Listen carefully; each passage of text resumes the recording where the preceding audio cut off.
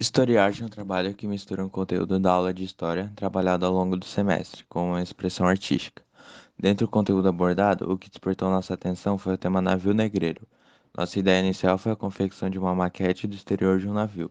Ao longo das nossas pesquisas, tanto sobre o tema como sobre o melhor formato para a elaboração de um trabalho desse porte, concluímos que apenas a maquete seria insuficiente. Assim, optamos por agregar desenhos feitos à mão livre que expressassem a realidade desse período tão terrível da história. Tivemos dificuldade em encontrar figuras ilustrativas para serem reproduzidas, pois em sua maioria possuíam detalhes e cores difíceis de serem representadas, além de haver uma grande mistura entre figuras que representam o interior de um navio negreiro e o interior de uma senzala. Durante o período colonial, várias atividades foram desenvolvidas para a captação de mão de obra para o trabalho nos engenhos e minas, sendo que uma delas foi o tráfico negreiro. O tráfico negreiro foi uma atividade mercantilista cruel que consistia no transporte marítimo de africanos que eram capturados para serem comercializados como escravos em países da América e Europa. A embarcação responsável por esse transporte foi denominada navio negreiro, um meio de transporte que colocava os africanos em situações deploráveis de higiene e proteção, levando muitos a óbito durante a própria viagem, que durava cerca de 2 meses. O tráfico negreiro foi uma atividade mercantilista que ocorreu no período de 1501 a 1867 e foi responsável pelo transporte de africanos que eram capturados para serem transportados até a Europa e as colônias europeias da América, o Novo Mundo. Essa prática foi gerenciada por 6 nações: Inglaterra, Portugal, França, Espanha, Dinamarca e Países Baixos. Os africanos eram capturados de duas formas: ou eram prisioneiros de guerra, que eram vendidos e levados aos pontos onde a comercialização para outro continente acontecia, ou caíam em emboscadas armadas pelos traficantes de escravos. A justificativa comercial para essa exploração era que somente com o trabalho escravo seria possível manter melhores preços nos produtos que eram comercializados na época, como açúcar, arroz, café, anil, fumo, metais e pedras preciosas. Ao longo da existência do tráfico negreiro, estima-se que aproximadamente 12 milhões de africanos foram transportados para as Américas, sendo que 40% desembarcavam no Brasil, marcando a história do nosso país pela diversidade cultural, étnica e social. No Brasil, o tráfico negreiro começou a partir da necessidade de suprir a falta de mão de obra nos engenhos. Desde a colonização, quem realizava o trabalho forçado eram os índios.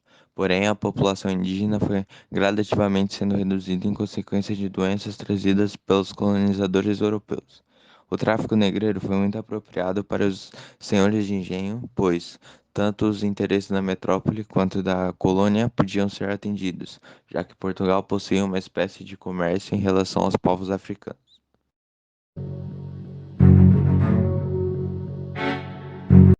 O transporte dos escravos era feito em uma embarcação intitulada Navio Negreiro, em uma travessia pelo Atlântico que durava em média 60 dias, dependendo do país de origem e destino. As embarcações saíam do continente africano transportando geralmente entre 400 e 500 escravos, todos confinados num porão e mantidos em condições deploráveis, em meio a doenças e situações desumanas.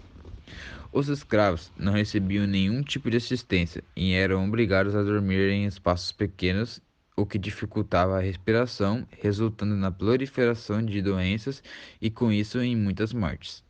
Uma das doenças que mais matava era a do escorbuto, causada pela falta de vitamina no corpo, além de varíola, sarampo, febre amarela e diversas outras. Estima-se que 20% dos escravos africanos embarcados morriam durante a travessia dos escravos negreiros, que, exatamente por esse fato, também ficavam conhecidos como os navios tumbeiros, termo derivado de tumba. Pelo tráfico atlântico de escravos ter durado quase 4 séculos, as técnicas de navegação sofreram mudanças. Por esse motivo, o tumbeiro podia ser um nau, um bergantim ou um corveta. Os comerciantes de escravo, também chamados de negreiro, compravam mais escravos do que a embarcação comportava, pois sabiam que o número de mortes era muito grande durante a viagem. Para não ficarem no prejuízo, superlotavam suas embarcações. As milhares de viagens dos navios negreiros chamaram a mudar as rotas dos tubarões no oceano. Durante todo o período de existência do tráfico, o Atlântico foi cemitério de milhares de escravos, que eram simplesmente jogados ao mar para serem devorados pelos tubarões e outros predadores. O comércio de escravos começou a ser questionado e criticado internacionalmente a partir do século XIX, sendo a Inglaterra o primeiro país a se engajar para reprimir essa atividade. O Brasil realizou um acordo em que se comprometeu a abolir o tráfico em até 3 anos a partir de 1827. Em 1831, quando o prazo já havia acabado, foi emitida a Lei Feijó, que proibia o tráfico negreiro e tornava livres os africanos que desembarcassem no Brasil após essa data. A lei foi regulamentada em 1872, porém não foi colocada em prática, pela falta de fiscalização para impedir a chegada de africanos escravizados ao Brasil. Foi o ministro da Justiça Eusébio de Queiroz Coutinho Matoso Câmara que decidiu encaminhar um projeto para debater novamente sobre o fim do tráfico de africanos escravizados. Dessa vez, a ação do governo brasileiro foi de efetivamente reprimir o tráfico negreiro. A costa começou a ser monitorada para evitar que africanos fossem ilegalmente desembarcados em nosso território. Além disso, o tráfico interprovincial de escravos começou a ser monitorado e os escravos deveriam ter um passaporte para demonstrar que eles não haviam entrado ilegalmente depois da Lei de 1850. Os traficantes mais conhecidos começaram a ser constantemente monitorados e operações de vigilância nos portos começaram a ser realizadas. Mesmo com todas essas ações, estima-se que cerca de 38 mil africanos tenham entrado ilegalmente no Brasil entre 1850 e 1856.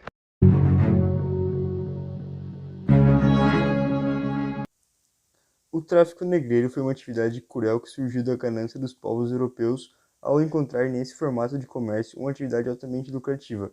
O envio de mão de obra escrava do continente africano para a Europa e para as novas colônias que estavam surgindo na América beneficiou exponencialmente a elite da época, o que fez essa atividade durar tantas décadas.